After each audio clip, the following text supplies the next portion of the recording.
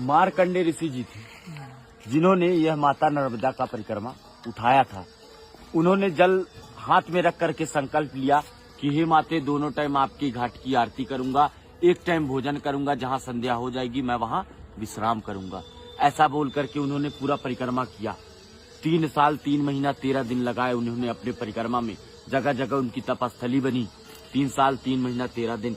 तभी मार्कंडे ऋषि जी ने ऐसा कहा कि मैं मार्कंडे ऋषि माता नर्मदा का परिक्रमा सबसे पहले कर चुका हूँ। जब उनको सबसे पहले करने का अहंकार हुआ तो मैया का नाम है नर्मदा। नर्मदे हर। नर का मतलब होता है एक मनुष्य, मत का मतलब उसका अहंकार, और हर का मतलब हरने वाली। नर के मद को हरने वाली।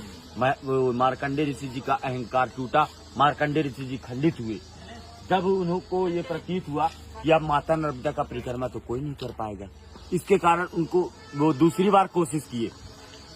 जल लिया हाथ में और बोला, हे मैया, दोनों टाइम आपके घाट की आरती करूंगा, एक टाइम भोजन करूंगा, और जो मुझसे इतनी बड़ी भूल हुई, इतनी बड़ी गलती हुई, मेरा जो अहंकार था, उसके प्रायश्चित के लिए आपके दोनों तटों में हजारों नदी नालों का संगम है।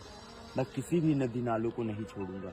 उन्होंने सभी का परिक्रमा किया, किसी नदी नालों को नहीं छोड़ा। 27 वर्ष लगे थे उनकी परिक्रमा में, 27 वर्ष।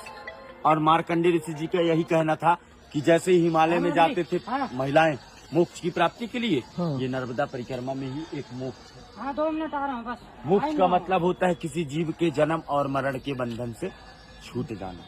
ये मोक्ष का अर्थ है, इसीलिए परिक्रमा करते हैं। बोलिए नर्मदे हर। एक मिनट सुनिएगा। ये मैया जो है अमरकंठ पे जन्म ली है, शिव के कंठ से उत्पन्न हुई थी। वो रेवा कुंड स्थान है। वहाँ से मैया गुप्त रोड यहाँ आती थी। कहाँ? माइकी बगीचा पे। पूरे 12 वर्ष तक बचपना बीता है यहाँ पर। उनकी 5 सखियां थी, जोहिला, गुलबकौली, मालिनी, मलनिया और कपिला। 5 सखियों के साथ बचपना बिताने के बाद मैया का शादी तय हुआ।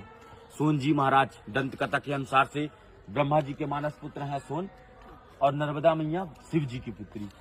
सोन और नर्मदा ये दोनों का लग्न तय हुआ था। 24 किलोमीटर दूर जो माई का मंडप है, वहाँ मैया तैयार हो रही थी, वस्त्र श्रृंगार कर रही थी। तभी मैया ने अपनी सखी जोहिला को कहा कि तुम बाहर देख कर आओ, बारात आया कि नहीं आया। तो जोहिला ने कहा, माती मेरे वस्त्र गंदे हैं, इस वस्त्र में मैं बाहर नहीं जाना चाहती। तभी मैया ने अपने वस्त्र श्रृंगार जोहिला को दे दिया था। जोहिला उस वस्त्र श्रृंगार को पहनकर बाहर चली गई। जितने भी बाराती वाले थे सभी देखे, इतने सुंदर रूप, यही दुल्हन की रूप में लग रही है। उसे मंडप पर बैठाल दिया गया। जोहिला भी जानबूझ करके बैठ गई, और जो है छल कपट करते हुए वो बैठी।